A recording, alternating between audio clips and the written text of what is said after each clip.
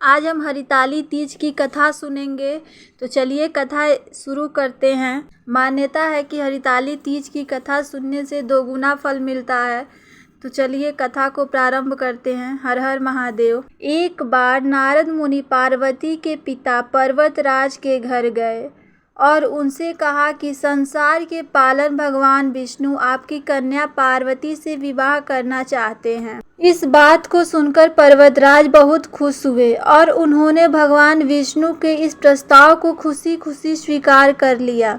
लेकिन जब ये बात पार्वती तक पहुंची तो वो दुखी हो गई, क्योंकि वो शिव को वर के रूप में पाना चाहती। पार्वती ने दुखी मन से अपनी ये दुविधा अपनी एक सखी से साझा की और सखी ने उनसे कहा कि सच्चे मन से कठोर तपस्या और व्रत करके वो भगवान शिव को वर के रूप में प्राप्त करने का वरदान पा सकते। तब पार्वती माँ ने एक बहुत ही संकरी गुफा के अंदर रेत से शिवलिंग बनाया और उसकी पूजा करके वहाँ कठोर तप करने लगी। इधर भगवान विष्णु और पार्वती का विवाह कराने को आतुर पर्वतराज पार्वती को खोजने लगे, लेकिन वो धरती और पाताल में भी पार्वती को खोज नहीं पाए।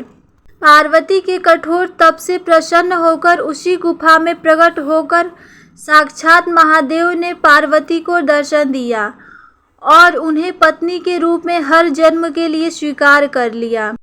इसके बाद पर्वतराज को भी माँ पार्वती का हट स्वीकार करना पड़ा और इस तरह पार्वती माँ की कठोर तपस्या और व्रत के चलते उनको महादेव का साथ मिला। जिस दिन महादेव ने पार्वती को जीवन संगिनी के रूप में स्वीकार किया, ये वही तृतीया तिथि है जिसे हरिताली तीज कहा जाता है। इसके बाद भगवान शिव ने कहा कि आज के बाद ब्रह्मांड में जो भी स्त्री निर्जला व्रत करेगी उसे मनचाहा वर मिलेगा और उसके वर की लंबी उम्र के साथ साथ उसे सभी तरह का सौभाग्य प्राप्त होगा।